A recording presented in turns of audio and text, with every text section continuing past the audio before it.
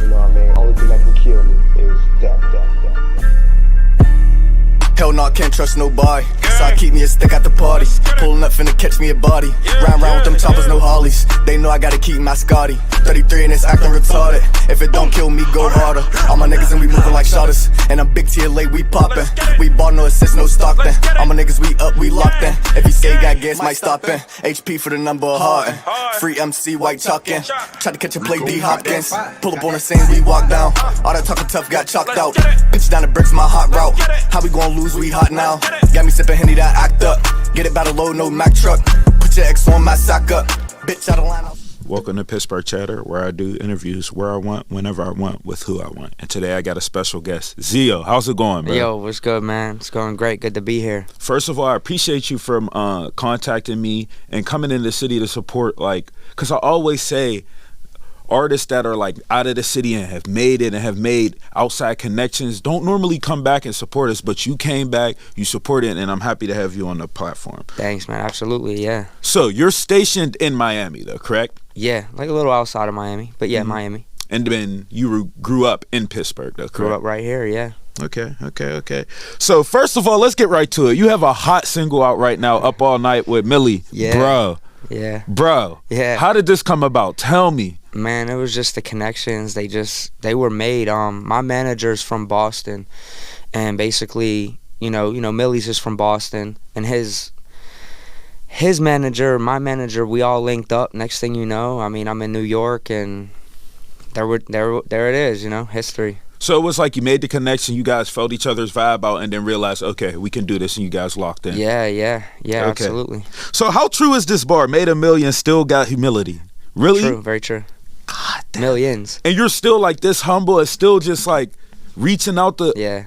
That's I crazy. came from nothing, though, you know what I'm saying? So, like, you know, I spent my money on Ferraris, Bentleys, Range Rovers. Now, I'm very humble. I'm saying this, but I'm, you know. We seen it all in the early videos years ago. Yeah, you know, and I don't know, like, it's like when you make a certain amount of money, it's like, what now? Like, I'm like an instant gratification person. So it's like I went out and bought it, and I think that would make me happy. It don't make me happy, you know, so I just know that, you know, yeah, made a million, still have humility. I just always operate and step that way and move that way, because I feel like if you don't, it could be taken away in, you know what I mean, in an instant. So. Okay, and as far as the Source magazine that posted you, I was a little confused. Was this before like the collab was like released to the public, or like most people had known, or did they just kind of shoot it out for you guys marketing wise? I've been kind of like teasing at the collaboration for a minute. Okay. So like since we recorded in September in Brooklyn, and then, you know, I just been doing little teasers. So leading up to that, the Source and my publicist, they got together and they interviewed me over the phone, and they had a little staff writer come through when we was in New York. So kind of just sit in and like hang out, and they accumulated some data that they liked, and, you know, I proofread it, and here we are. That was a big feature though. Shout out to Source. Hell yeah.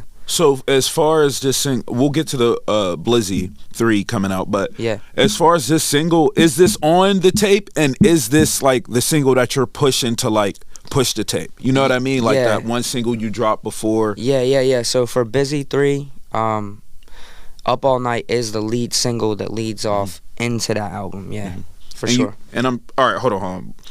Because you've had Blizzy 1, Blizzy 2, and now Busy.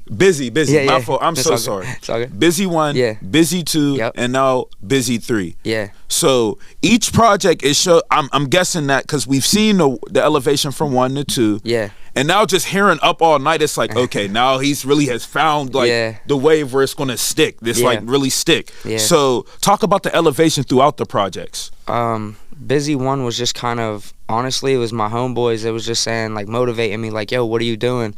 Because, I mean, not a lot of people may notice, but, you know, me and Wiz Khalifa were, like nominated as Best Male Artist in the same first hip-hop awards ever for Pittsburgh. And that was through Dwayne Muhammad.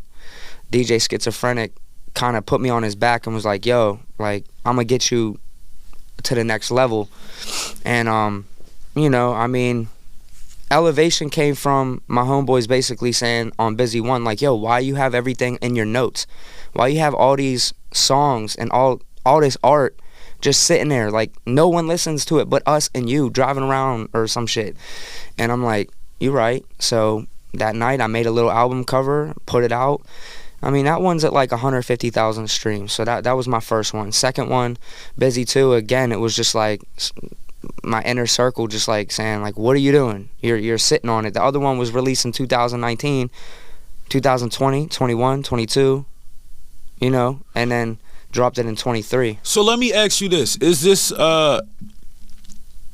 correct to say that, like, so Busy 1 and Busy 2, I'm not saying you didn't take them serious, but it's more of just like they're forcing you. They're kind of like, all right, I'll do it. Yeah. But like with Busy 3, no. Like, this is me. Like, I'm hopping in my bag. This is me. It ain't forced. It's just like you forcing yourself. Is that what is going on here? Busy 3 is more fun. Like, I record everything at my house. I record, I engineer.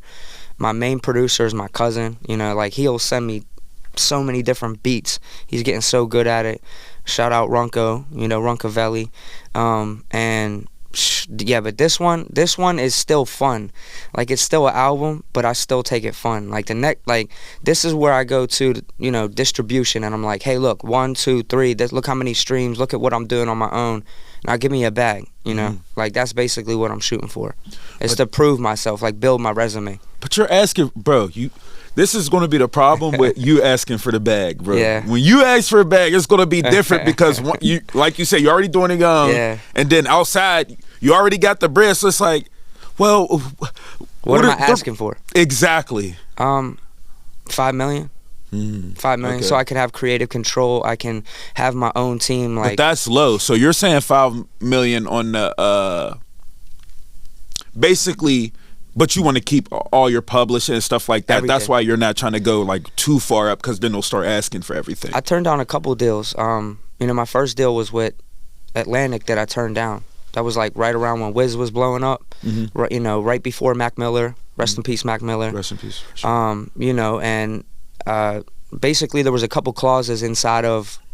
There was a sideman's clause, and a keyman's clause. And if you look those up, it just isn't good for an artist. Like, if I make merch, I'm not making my merch. If the guy who originally slid the contract across the table for me dies or like gets fired or leaves the company, then I'm just like, you know, stuck. So I didn't feel comfortable with that. Turned the deal down. I think Oe took a deal. You know Oe? Oe's a local rapper here. He took a deal like that with Atlantic. I don't know how that went, but that's back in the day. But nowadays, you know, I don't know. They've switched it nowadays. Now it's okay. Not to get off topic here a little bit, but now I'm hearing that they're trying to do like insurance claims and things like that on the rappers. All right, so I'm not familiar, like but life insurance. Yes, I hear you're hip to the lingo. So give me like what that actually means. Because are you familiar? I mean, yes, yeah. So it's a little, you know, you gotta, I don't know, you know. So I could take a life insurance out on my girl or on anybody at any time, and if they die, I get the bread. So I mean, you know, Pop Smoke, certain artists, Nipsey, you know, I mean, they had their own conflicts in the street or whatever they was doing. So it was like risky to bet on them. That's why, you know. So the label looks at it like they're making so many risky moves. They're doing this, they're doing that. Let's go ahead and add life insurance or some sort of insurance on them, because I mean, you pass away, they signed you $5 million. Maybe they give you an advance of maybe whatever that dollar amount is on that advance. They need their money back, so I think that's the reason why they do that. So you skipping out on your first deal here, it's not normal. It's just, usually people jump at the money. But so who put you in the room to like know, okay, I need to look at this, that, and to do research? Did you just have a lawyer look over it, like someone honest, or you were already hip? Yeah. I had an entertainment lawyer, and then that was separate from like the industry as a whole. Well, no, they were based in New York City, and I went to Atlantic Records in New York City and sat down, and it was just, I don't know, you know, I like Atlantic Records. I think they're a good established, you know, label, but at the time, again, it was just like there was a little bird in my ear talking about, nah, you know, just don't do that. So, but if I would have took that deal then, I wouldn't have learned what I learned, you know, outside of music, like investments and you know, just how to be, you know. Because you would have technically been like working strictly music all the time. Yep. Okay, it's been a while since you dropped music, so what was the wait? Oh man, get my shit together, get my personal life together. You know what I'm saying?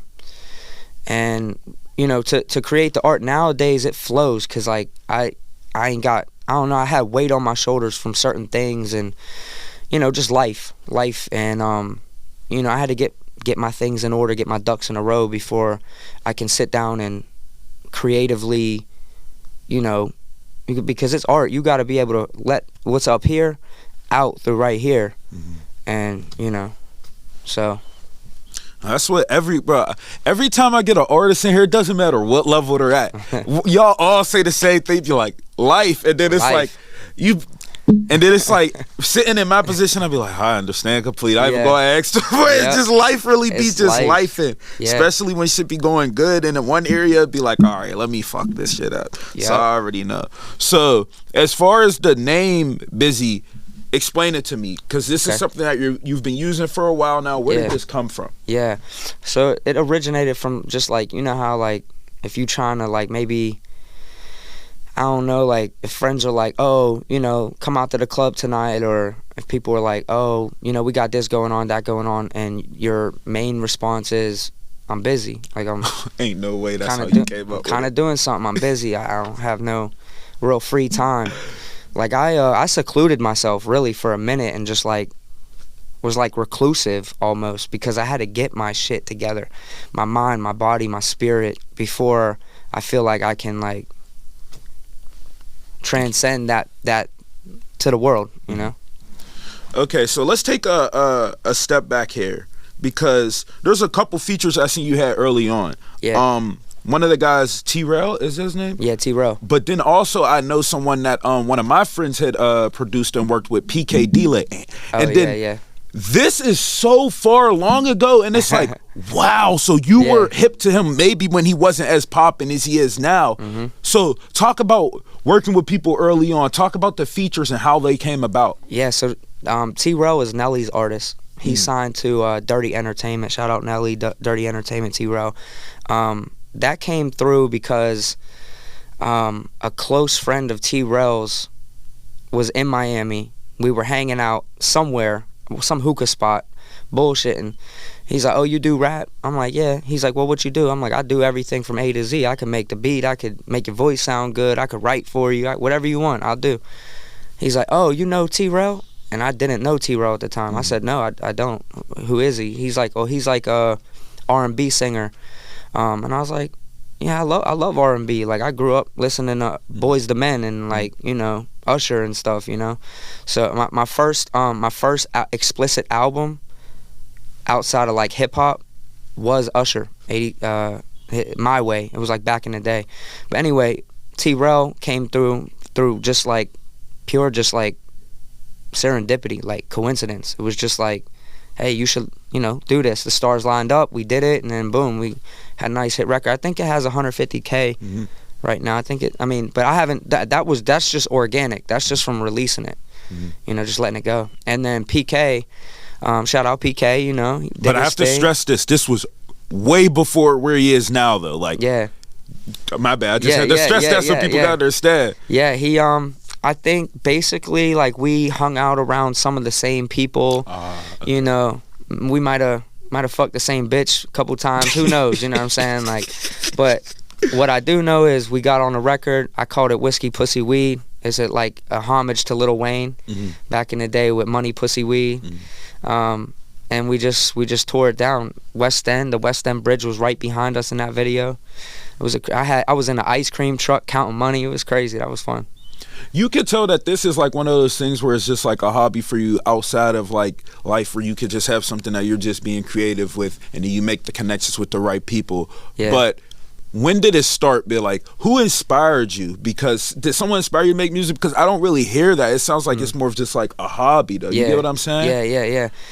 And it's an outlet for me. It's like, you know, like I have my studio at home, and you know, it's in my guest house. I have a house, and then I have a guest house, and my guest house is where I go like duck off from my family and my friends, it's my therapy. I just go in and I do my thing. But yeah, originally, I don't know. I think I seen the 8 Mile movie, and I was just like, yo, I was like, I want to do that. And my mom had a compact computer where the microphone was like in the screen, like at the top of the screen. It was like a big box fucking screen. And I would play the beat on my radio next to it. Like I'd turn the volume up right and I'd get my voice right, and I'd press play and I'd let the beat drop, and then I'd rap into the sound recorder. So there was no mic. I was like, I don't know, like 11 or something, and I didn't know what the hell I was doing. I didn't know what beats were. I mean, I didn't know what cadence was. I didn't know how to something work. Yeah, I didn't know what bars or measures or any of that. I just wanted to spit some shit on the mic. But that's where it originated, yeah. And so were you doing talent shows? Were you doing events, or this was just something you were doing by yourself on your own? Nah, I just started doing it. No talent shows, no nothing like that. Okay, It seems like you've always had attention on you, though. It doesn't seem as if you've never had support, even in the beginning. Yeah. So how did you go about getting this support? Because I do know some of the stuff you do is like catchy, like you said, the cars and stuff. Yeah. That's going to naturally attract attention just because the vibrant colors, the type of cars and things like that. Facts. But outside of that, was there another marketing scheme that you were using to push? Because not everyone is able to do that. I'm not going to lie. Yeah. I don't know. I'm just organic. I didn't have like a propaganda built up or like something. Like I wasn't like sitting there smoking my weed like, fuck, how do I get more people to like look at me? It was just organic, you know? I mean, there are creative things that I think of, like, you know, in the videos, I think of certain things like camera placements. I help direct the cameraman when we're recording the videos. So you said that you produce, engineer, and everything, but you also are in front of. So what do you prefer? Do you prefer to be behind the scenes? Because a lot of people don't know that's really where the money is. Yeah. Or do you prefer to actually be the artist? Behind the scenes. If it was a choice, I'd rather. You know, I'm working on it now. I got a couple local artists. I'm not gonna mention no names yet, but I'm working on 2 female artists. And I'd much rather be the producer, like, you know, behind the scenes, like a 50 Cent of Power, or I'm not gonna say Diddy. He got a lot of things going on right now. But we could talk about the like professional side and the music side. You can't ignore what Diddy has done. Yeah, like the absolutely. Biggie thing is just that alone. Yeah, speaks mileages. So I don't. Yeah, I mean, yeah, basically like that. I would love to do that. A mogul. I have the ear, you know, and nobody's doing it for the city. Like people say they are, but nobody's really doing it. Yeah, I mean, you know, I feel like, you know, I mean, we have Hardo. He's doing his thing. Wiz. No, but they come back. No, you're right.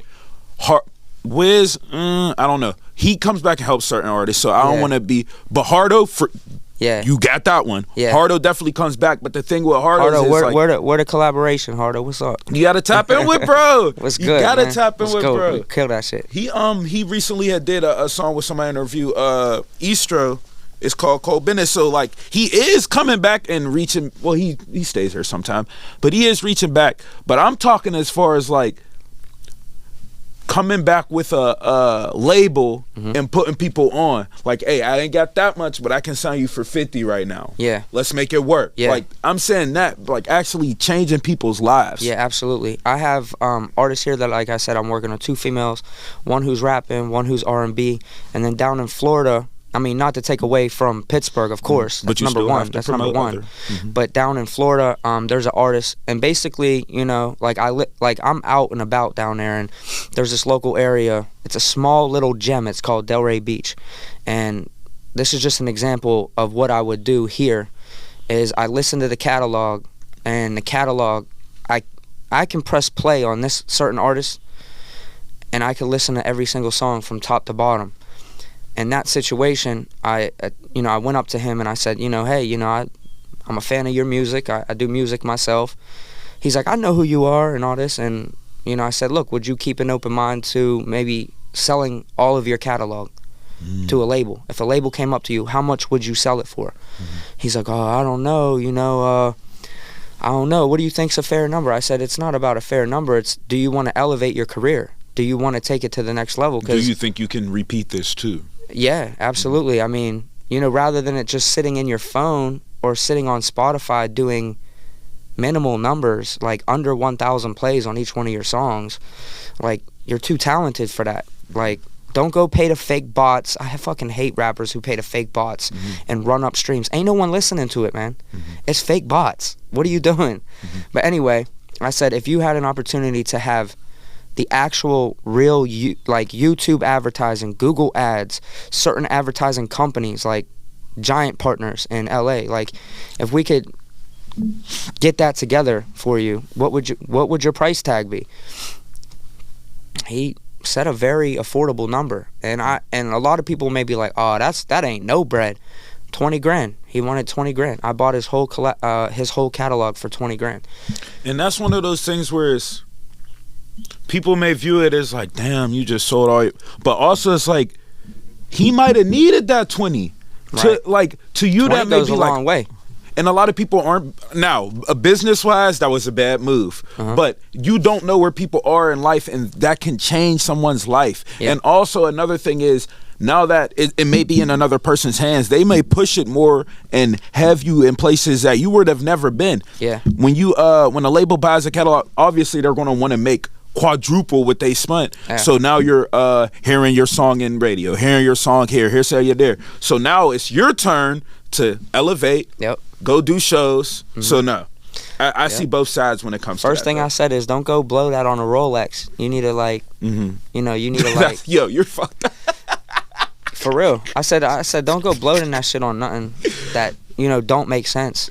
Don't go blow it on a Yeah, like, rappers be getting checks or whatever, and they just go blow it on stupid shit. Okay, this might be off the music here, but I see what's on your wrist now. So do you now it seems like everyone's different. Yeah. You know, clearly know about iced out versus plain. Yeah. So do you prefer iced out? Do you prefer plain? Because we know what hits when you're an artist. We know what hits, but we also know when it's time to do business what also hits. You get what I'm saying? Yeah. So Millie's in our collaboration said, I bought a iced out Rollie even though I know the value drops. Yeah. So, like, that's kind of like my, I don't know, like, I love the way it looks. This is a solid gold Cartier skeleton, and you know, if you Google it, it's not cheap. We know. We'll let them do their research. But like, you know, if I were to, as much as I love diamonds, like, I love diamonds, but, like, if I put diamonds on this watch, it's dumb. No. Like, the value, no. Like, no. Go do that to, like, a date just Rolex, like a, you know, stainless steel date just Rolex. Go ice that thing out. But whatever. So, question, how do you feel about the people that ice out the Richard Millys? It's a 101 watch. It's, I don't know, you know. I think it looks fucking awesome. I think it looks great. It looks good, but the diamonds that they put on there are garbage. It's not even, it's not good. Like, you know, we've all heard VVS, but there's FL diamond, flawless. There's SI, SI2, VVS, VVS1, VVS2. So it's okay, so when it comes to the diamonds though, because I was watching an interview and he was like, the diamond game is so bad now, is the fake diamonds are hitting harder than the real ones. Facts. And he said, you'll see moisanites. Okay, so explain that to me. I'm sorry we're getting off topic here, but like this is I'm interested in this type shit. So explain that to me, how that works. So the moissanite just has a better shine on it, but real diamonds don't shine. Like, it's moissanite, if you were to, like, run up on somebody, like, you know, like they used to do with the testers, it would pass. But it's not diamond. It's glass. It's essentially fancy glass. It still hits it hits with the light. But I also heard it's not cheap either. It's like, compared to regular people, that wouldn't be cheap. Yeah, it's lab grown. It's moissanite. It's. I mean, it used to be stupid cheap, but now that everyone's catching on, it's like. I mean, 50 Cent, the G Unit chain that spun back in the day, that was moissanite. There's an interview and he says, like, what the fuck do I look like putting all ice on everything on that thing? That was $300,000, and it was stolen eventually. So, can you do insurance on moissanite too? You can insure your jewelry, yeah. All jewelry. Yeah. It doesn't matter what it is. Yeah. Okay. All right. Let's get back to the music here. Yeah. So you have a lot of music, but like, have you performed in Pittsburgh? Like, do you, or is it more outside of Pittsburgh now? I haven't had a performance in quite a while. I have been in negotiations about Rolling Loud in California coming up. I've performed here in so many different places. Like when I was first starting out, back when I was like 17, 18, back when Pittsburgh, everyone's like, who's gonna be the first artist out of Pittsburgh? Everyone was, you know, back in them days, scrambling. And, you know, me and Wiz were the first, and this is MySpace days, bro. Like MySpace. I believe you. I'll tell my story after this, why I believe you, but I'm gonna let you go. Go ahead. Yeah. Him and I were neck to neck. I had 1 million views first. We can go on whatever you want. There's this like website that you could plug in shit and you could go back and like really look. Yeah, it's like called the Time Machine or something. I have first artist out of Pittsburgh to have 1 million views. No, million streams on MySpace. But it's not notarized. It wasn't notarized. So, I don't know. Okay, so, all right. A lot of people don't know this, but I'm going to put it in the air. There was a period of time where Wiz wasn't loved in Pittsburgh. And and the proof of it is go listen to This Plane. You listen to that song, that's all about Pittsburgh. Like, I don't want to go too deep into it, but I do know there was a period of time where he left and came back. Yeah. And then that's when it was like, okay, boom. And then I started seeing people chase him. Everyone was wearing the Chucks and stuff. Yeah. But like, that's why I know you can't, because during that MySpace area early on, they weren't resonating with him as well. They liked his music. Like but it was the smokers. Everybody didn't. Back in that day, from my recollection, people were like, he's from North Dakota. He's not from Pittsburgh. He's not from here. He's not born here.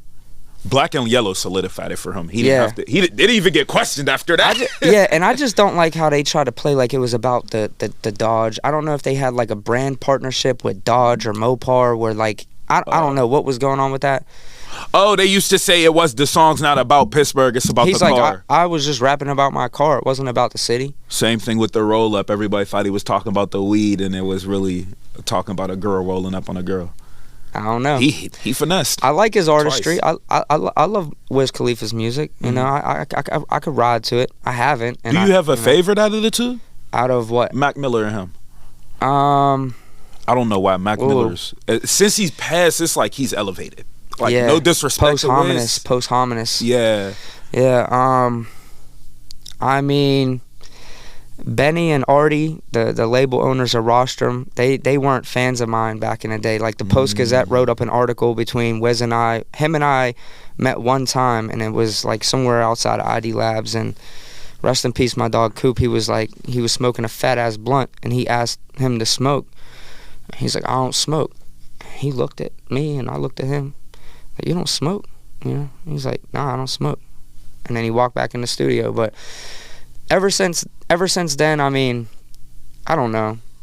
I love all music and art. So if I were to weigh Mac Miller's and Wiz Khalifa's, they're two different artists, you know? Like that Grammy though is what I don't know, bro. I'm so tired of it. Like, no disrespect, I love both of them, Wiz and Mac, like personally, but I'm ready for the next. Like, that's why I was so big with the WAPO thing. Like, yeah, R.I.P. WAP. So did you? All right, speaking about WAPO, did you reach out to him? Did you have any like knowledge of like what was going on during that time? Yeah, I was still in the city around that time. It was like 2016 is when I left. So I know he, a couple years later, but before I left... Who was hot when you left? When I left, local? Yeah. When I left, Hardo and Wapo was putting that out. It was Hardo and Wapo. Yeah. Was it Trapanese? Trapanese, okay. The one where they're babies? Okay, so... And Taylor Maglin's in there? So you were still here during the Teflon, Trill Z, you were here through that phase too? Mm-hmm. Okay, all right. Yep. So... All right, let's move on to here. So you had some songs before Bill Paid. I wanted to know, why is this song so short? I'm all my songs on my new album are short.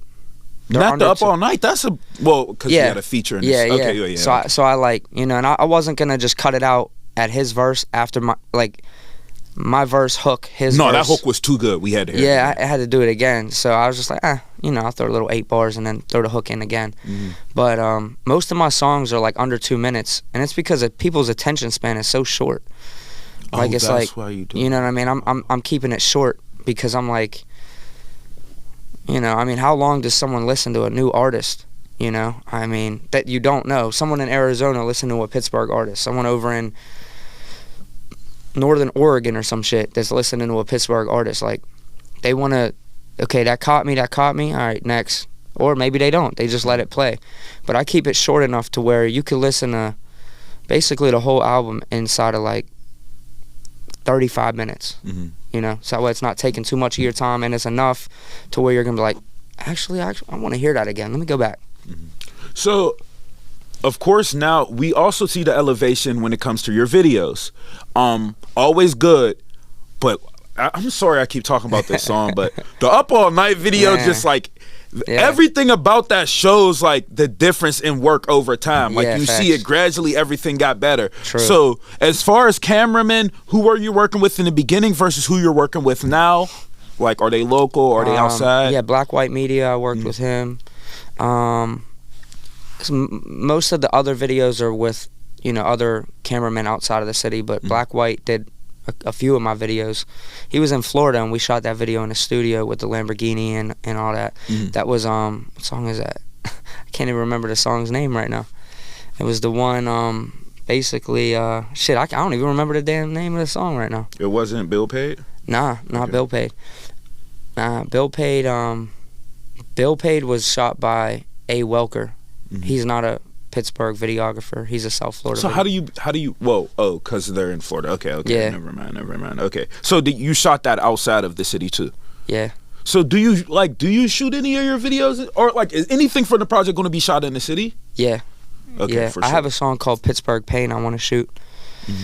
So, you know, that'll be done in the cemetery out there, and like I'm walking through the cemetery in one of them, like one of the scenes. And that's in Carrick, the backside of Carrick. I shot that. So I wanna our city's so, like, the skyline is so beautiful to me. Like, our skyline is a 101 skyline. I've been to Barcelona, Spain. I've been to fucking everywhere, goddamn, like New York, Cali. But even though them cities are way bigger, like New York, you can look from left to right and you can see nothing but buildings.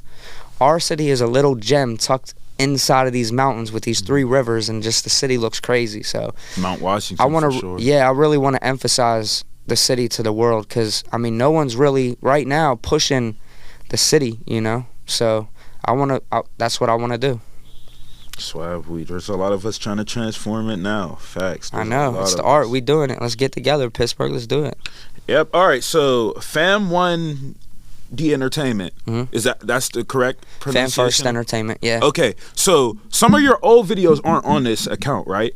Or all of them are on this account? I was able to transfer them all on. Yeah. Oh. Yeah. Okay. So tell me about this. Is this a label? Is this a management company? What is this? It's a label. Okay. I own the label. I got distribution and marketing and PR. And this is all yours. All me. Yeah. Okay. Yep. So nobody's getting percentages. Nah. Oh, because you said you engineered, so I guess yeah, no. Yeah. So so when the collab with Millie, did he do it like ASAP? Like, how long did that take? So I wrote up the contract with my attorney to make sure that, you know, things go smooth. Okay. Sent it over. He signed it, sent it back, and his manager C's was basically like, "When you gonna get here?" I'm like, "I'll fly out as soon as possible." He's like, "Can you come this weekend?" I'm like, "Fuck it, I'll come this weekend. Let's go." Flew out, and the song was already, like, as soon I recorded my side of the song, sent it to him, and then that next day they sent it back.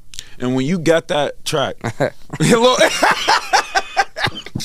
shit was crazy. You knew? Man, I knew it was a hit.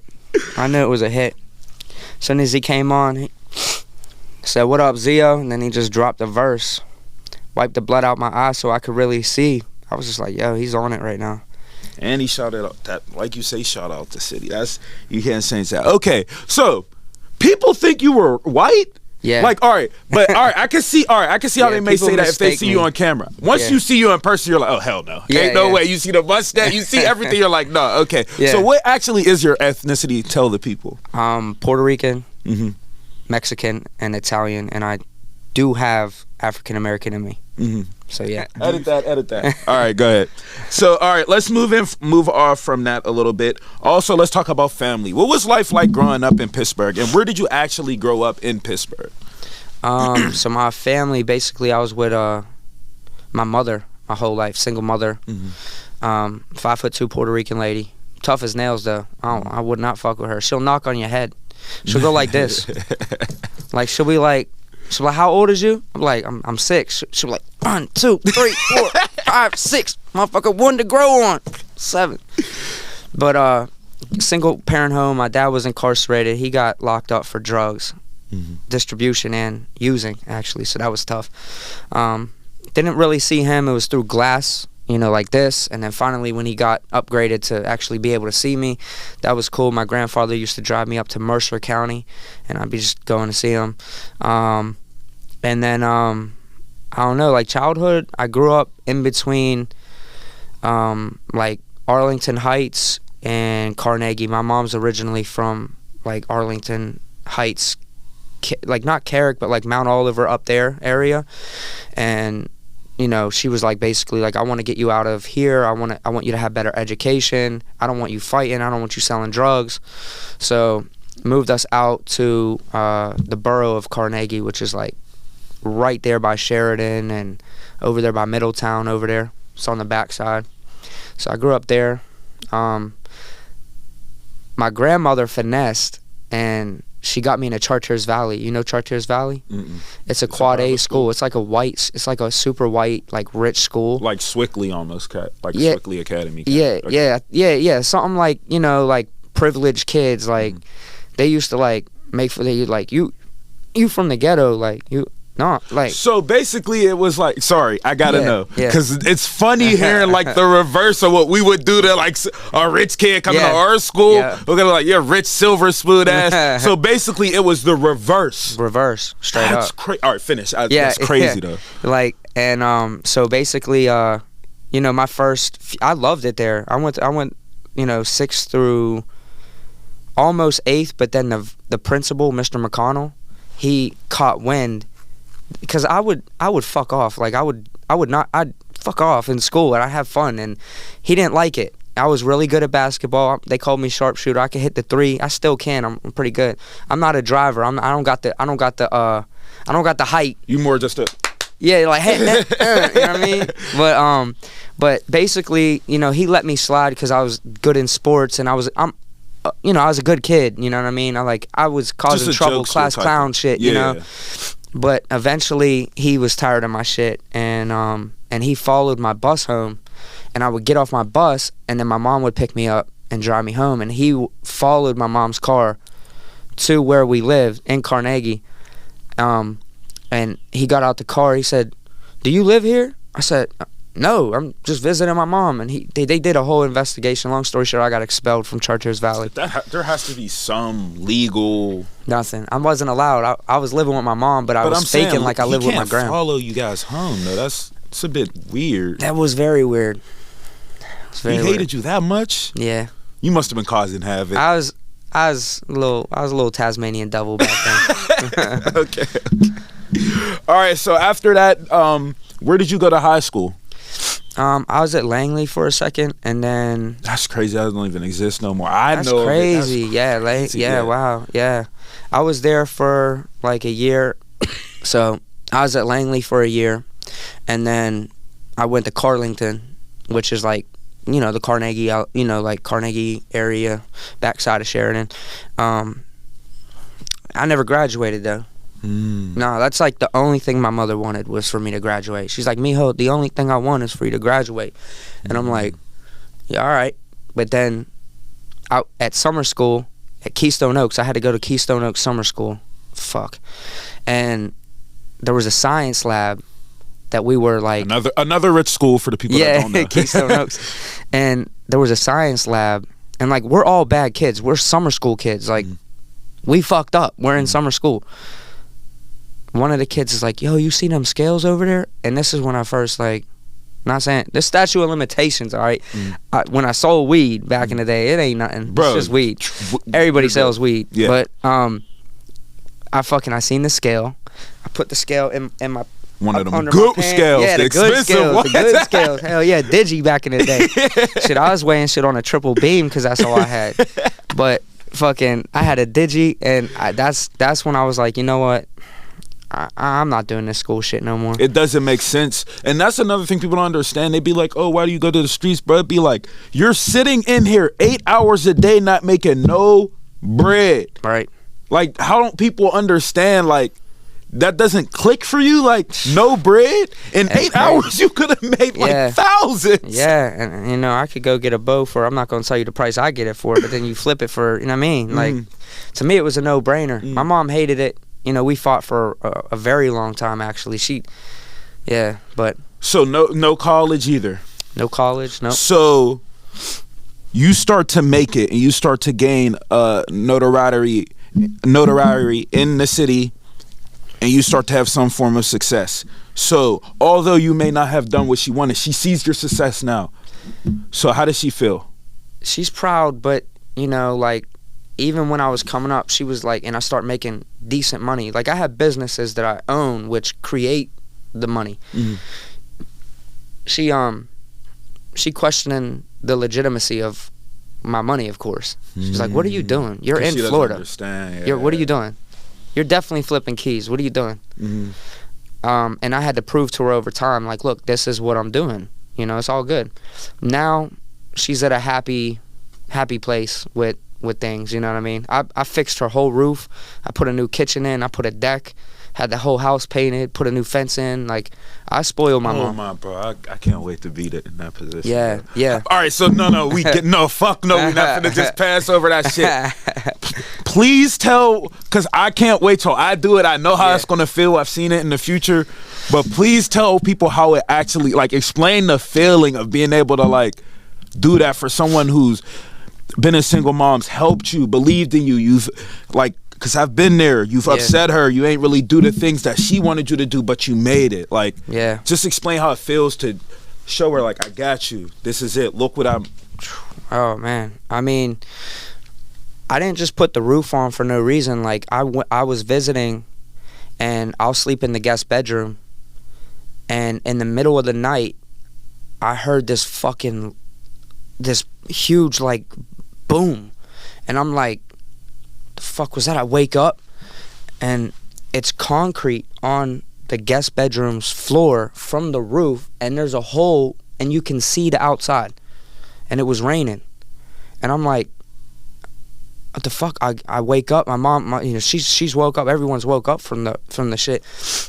I climb out on the roof. It's like 2 o'clock in the morning. I put a tarp up, brick tarp and all that.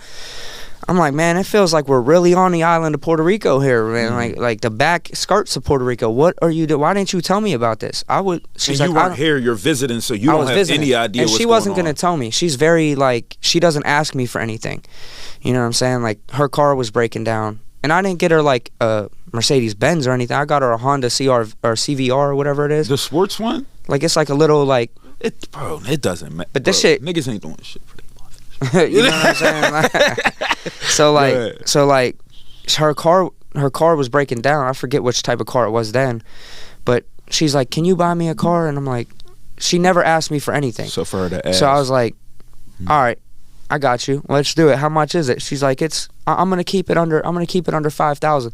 I said, yeah, but if you do that, you're gonna have a car that has high miles, and then we're gonna be in a repeat situation. I was like, let's go closer towards 10, you know, and try to save me a couple thousand if you can. You know what I mean? And then just boom, now she got that. But the roof thing was just that just blew my mind. I'm like, I don't want you to ever do that again. Like, if you're going through, if we're struggling, I'm out here putting in 80 hours a week, in some situations where I'm sleeping 3 hours, 4 hours a night, making sure like I'm getting to what I need to get to always have that you know, that fucking financial freedom, you know what I'm saying? Like, you know, I don't know, you know, but as soon as I seen that, I knew. I was like, I need to replace that roof. So the way that it makes me feel, very humble. That's that humility that comes in, is knowing that, like, I done put my mother through hell, stress, you know, all that bullshit, and now I can come back and repay you with my gratitude and, you know, let you know your boy got it, your first son got it, I got it, it's all good. So that was priceless. Definitely. A lot of people don't understand that, though. It's just a matter of being able to, all right, because I hate the saying, money doesn't bring you happiness. It's not true. It's just, I don't even have it yet, and I already know it's not true. It's what you do with the money. If you're helping people, people's happiness, like that, they haven't experienced the amount of money you have. Other people's happiness, when they do just get a taste of it, it's so joyful. It's like, damn, I just gave you 1,000, and that's how you feeling off that. It's just like, damn, I changed your life off something that's minuscule to me but huge to you. So just being able to do something like that, it's definitely what you do with the money, for sure. People aren't ever going to forget. I don't think money makes you happy. I think it gives you, because like I was telling you before about the whole car thing, I would try to find instant gratification in money, material things.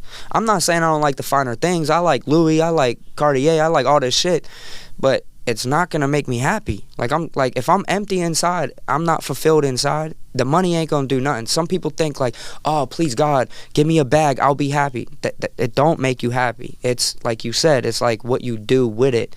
You know, like, giving is good. Like, it is good. And guess what? If you give, it always comes back. The karmatic rule always comes back.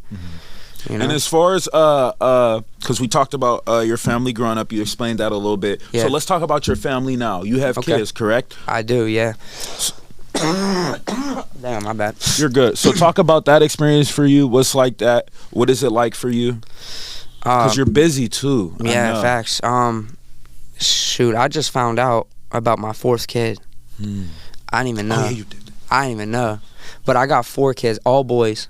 I'm praying for my daughter. I got a beautiful it's Puerto easy Rican to pray girl. for a daughter once you got the 4 boys in front. They gonna be looking after her. For sure.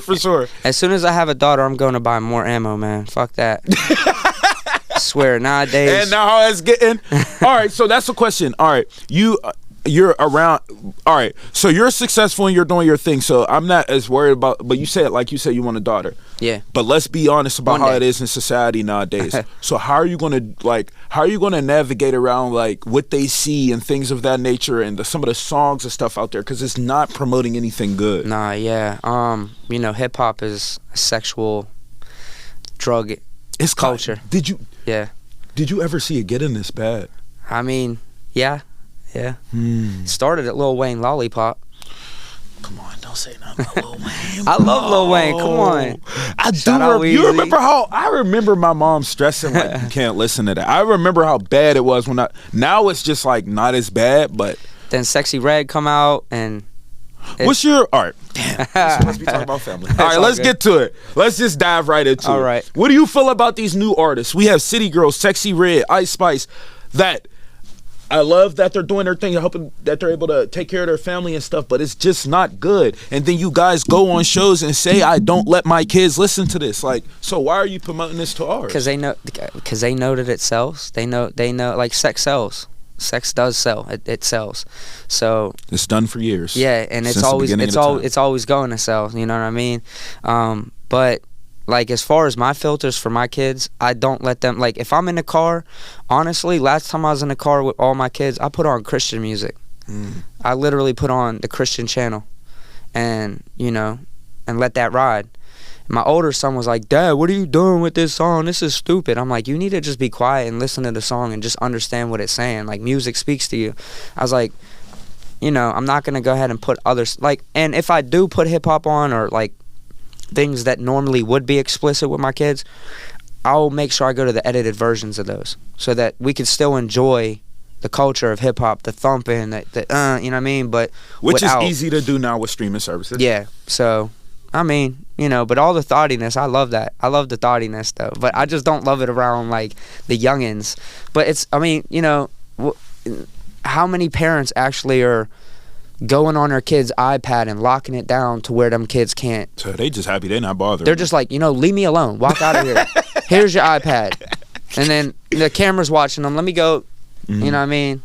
So I don't know. I can't. And they're way more tech savvy than a lot of kids are more tech savvy than their parents nowadays. It's kind of crazy when you think about it. Wow, little 4-year-old girl or boy know more than their parents about the stuff. They probably even know how to go in there and unlock the parental controls type shit. Go on YouTube and search it. How do I unlock this? Okay, that's one thing. Now that since we were talking about the female artists, where's the collab with them? What's going on with that? There's been a ton of female artists. Yeah. No collabs. Are there any on the project? I've been trying to reach out to Bad Baby's camp for a little bit because I want to we'll see what goes on with that. But because she has that virality. Yeah, you know, I think that like she still has something about her that you know special. But have you ever met her? Yeah. Okay. And what was the vibe you got? Because normally, like, well, I've only seen interviews when people have talked about it. They say, like, it's not what you would think. Yeah. Now, she's actually super, like, kind and professional and chill. So they really be pushing these narratives. Yeah, I mean, around me, you know, you could tell she has hood in her. You know what I'm saying? So that might be, to somebody else, it might be a little... Like, to a Caucasian guy out in fucking goddamn wherever and sees a Bad Baby, he's like, oh, whoa, what the hell is this ghetto girl? But I mean, my female artist that I'm working with right now, I'm critiquing them. She like you'll see soon, but I do have. Are they on the project? No. No, not on this one. Is all about you. So yeah. No, I was just asking. Yeah. No, not on Busy 3. No, that's just basically, you know, for me and my boys. But I'm critiquing the female artists that I'm working with, and I want them to really be able to punch. I want them to be like a conscious rapper. I don't want them to just like eat my pussy and. Okay, not a lot of people might not know what conscious means. So yeah, I'm basically more of like J. Cole. Okay, got you. Perfect. J. Cole type of rap, Kendrick Lamar type of rap, something like that. Because once you get that fan base, they tend to be a little bit more loyal. Very loyal. Yeah. Because they feel it's an attachment. Because music is the feeling that you create. My bad. No, you're all good. You're all good. So, do you have a top 5 like artists? Yeah. You want Yeah. Okay.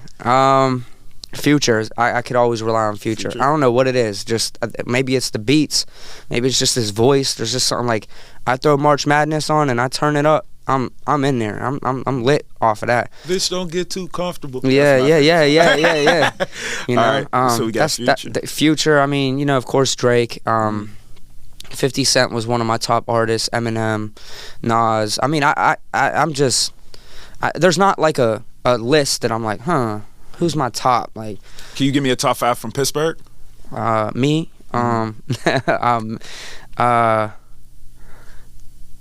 Damn. I mean, of course, you know, Wapo's up there. Hardo. Mac.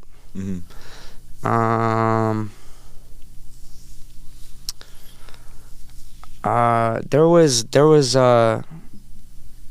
I forget the group's name back when I was a kid, but I think it was O Block and Sheridan. It was just like when I was a kid, they were coming up. And you ever heard of the Convict Bloods? So back in the West Side, they used to wear green flags and run around with the green flags, and they used to call themselves the Convict Bloods. And I don't know, it was just something about that back in the day, about the Pittsburgh and the way you could hear the Pittsburgh like lingo, accent and the lingos, and they were just straight from Sheridan. So yeah, yep. Okay, so I gotta ask, and if you want me to cut this out, I will. But bro, do you have a quarrel with Wiz? Like, what's going on with that? Like, there's nothing there. Would y'all just? Do you want to work with him? Would you work with him? I'd work with him. Yeah, I think we'd make a fucking hit. But it's just like artists have egos, you know, and all that. If people could set egos aside, which I don't have one, humility is big for me. And I feel like Wiz also has humility about him. He's got 2 years on me. I get him though, but like how the city was treating him, bro. Like, I get why he might not want to reach back, but you're not. But you're different though, because you're not really I think you've transcended past the Pittsburgh artist type of name. So it's like, I don't know. I mean, if he reaches out or something, then, you know, he sees this interview and want to do something, let's do it. You think he'll see it? Why wouldn't he? I'm gonna push it. I got you. Why wouldn't he? If y'all ain't got a project or something in the next couple of months, we gonna know. Cause, bro, I'm big on like we gotta start. I would love to do it for the city. Cause I think the way I rap, the way he raps, I think it'd be a pretty melodic blend. I think it'd be a cool fucking song, and people would really like that song. If you liked Millie's and like Millie's is way more lyrical than Wiz, but Wiz, if you look back at his shit back in Welcome to Clipsburg, Pennsylvania, like he was 18 years old. Like that was his most lyrical shit. Like, and then what was it? Cabin Fever. Like, I think it was Cabin Fever. Cabin Fever. He got lyrical on Cabin Fever. He went Cushion hard. OJ, yeah. That he has a lot of projects early on for sure. We definitely can't lie about that. Yeah. Okay, so when it's coming to your lyrics, you punch in or you said you write, correct? Yeah, right. I punch in. Especially if it's like too quick with the syllables. Yeah. Just to change some things up. Okay, so as far as like, I asked you a little bit about this, but as far as promotion and things of that nature, like, how are you doing that? Are you going to clubs in Miami? Are you like, how are you connecting with people? Yeah, definitely the clubs. Clubs are where you're gonna meet some people. You'll be partying right next to them. You know what I mean? Bump into them. That's where I met Flow Rider. Actually, he offered me a deal too. I respectfully declined.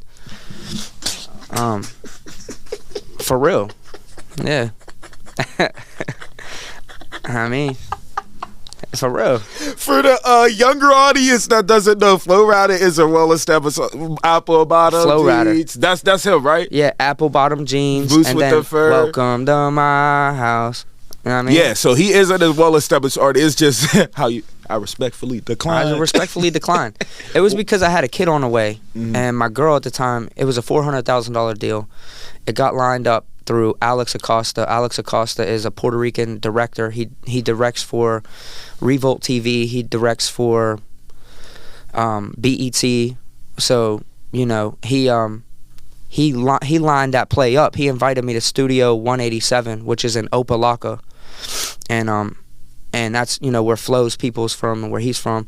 So he invited me there. I go in, and he's like, "Yo, Flow's outside," and I'm like, "Oh, okay." He's like, "I didn't tell you, but I set this meeting up for you and him." And we sit down, some chicken wings come out, I'm crushing them. I don't eat meat no more, but that's a whole other subject. But I was crushing them, and Flo's like, "Stand up, come on, let's go to my office." We go, and we skip past his office. We go right out to the front, and we're sitting there. Flo's a tall dude. He's like 6 foot. He's like 6'4" or 5. He's a tall dude, and shit, I'm like 5'9". So we're there, and he is basically like, "Look, you know, Alex showed me some of your stuff. This is on Busy One. Like, Busy One just came out. It was October 2019, and he caught wind of it. We're there. He's like, "Look, what would you do if I offered you a record deal?" I'd say, you know, I gotta think of, you know, I gotta think about what, I gotta look at it. I gotta run it by my attorney. I gotta see what's up. He's like, "It's $400,000. I'll give you 10% up front, you know, but if Diddy flies in, or if whoever flies in, and it's 4 o'clock in the morning, and you're up where you live, you gotta be here at my beck and call. You have to be here," which is basically why I turned it down. It turned me off because at that time, I didn't want to be controlled. I'm self-made, and I don't mean that in like, "Oh, I'm self-made, fuck everybody, like I do what I want when I want." I do what I want when I want, but it's like, I don't want to be woke up at 3 o'clock in the morning talking about, "You got to come work for me. Come push these sticks for me. Come do this shit for me." Because at that time, I was making about $750,000 a year in some of my businesses. So it's like $400,000, $40,000 up front. You can make that alone. You know what I mean? And then I ran it by my girl at the time, and she's like, no, like, what are you doing? You're gonna leave me? I'm 8 months pregnant. You're gonna leave me to go on tour with him? Because he invited us out to the Middle East, and then yeah, it'd have been crazy. He was screwing you over if he was going to the Middle East. 400,000, you know that what they be paying down there. Oh well, yeah, probably $1 million a show. Yeah, maybe 2, but 3. My contract was for two albums. So basically, Busy. Okay, so he would have owned Busy 2 and Busy 3 under whatever his label is. But I mean, he just won $80 million in a settlement through Celsius. Yeah, I seen that. He was crazy. Sitting on there playing all his music and stuff. Yeah, I seen that. It's crazy. Yes, he's set now because even if he owns a portion of his music, he's good. He's good. He don't need music ever again. All right, so this is my last question. We'll wrap up after this. Yeah. Talk about some of the people you may have, because it seems like you name dropping, but it's just like normal to you. So the highest celebrities you've met and mingled with and what they were like, just so I can get an understanding. Yeah. I met so many people. Like when you live in Florida, it's kind of like they're like right there. Like I was right next to Jennifer Lopez, and she was just like chilling. This was in Boca Raton, Florida. She bad, keep it on. And in a place called Meisner Park. Hold on, she bad, keep it on. She's bad as fuck. She's small too. I've been that thing up. A lot of people were saying the same thing about Nikki. They was like, yo, she's way shorter than you think. Petite. Yeah, I seen Nikki. Yeah, my girl, I know how one of my girls. Yeah. One of my girls. She we was at Live, and Nikki was like from where you are to me, and they can't see this, but you're 10 feet away from me. And I had a section. Live is my favorite club to like the most popular one. Like in Florida. Live, Booby Trap. Like there's so many Booby Trap and all these other things, but Live is where like the higher ups go, and they like, you know what I'm saying? So I was like, well, if I could get in there, and I got a plug down there for security. He walks me through the back door. I just throw him $400 every time. That's our deal, been our deal, and then I'm in, and then you know, if there's an open section, he'll just escort me over there, and then I'll just sit there until a bottle girl comes over, and then. But anyway, long story short, Nicki Minaj was right there, and the girl I was with, we was sipping champagne. I might or might not have popped a Viking in her too at the time. I do not promote drug use, but at that time I did. I love how you be honest, bro. That's why your stories are so good. Yeah. And but like, you know, we was just having a good time that night, and she looks over and she sees Nikki, and she's like, "Oh my God, do you see Nikki?" I'm like, "Yeah, she's right there. Well, she's fucking gorgeous. What you want to go like holler at her?" She's like, next thing I know, she's like, boom, like head first. I caught her from smashing her face on the ground. I don't know if it was starstruck or it was from the substances like alcohol and shit. I don't know what it was, but she passed straight out. I caught her. They wanted to throw her out and everything. I'm like, no. That's one. OT Genesis was cool meeting him. He like came up, dapped me up. Like I've been in places where people, I'll be in a club and there, or like I was in New York and people will note, like they'll be like, some dude walked up and he's like, "Are you ZIO?" I'm like, yeah, you know, who are you at first, you know, because I didn't know. I like kind of like pushed him because he came into the section almost, and I'm like, "Oh yeah, who are you?" He's like, "Man, I just wanted to say I heard your music back in the day. I can't even believe this is you." But I mean, the celebrities, I can't even, they're endless. I've met, I can't even tell you, man. I literally can't even tell you. And Nikki was cool.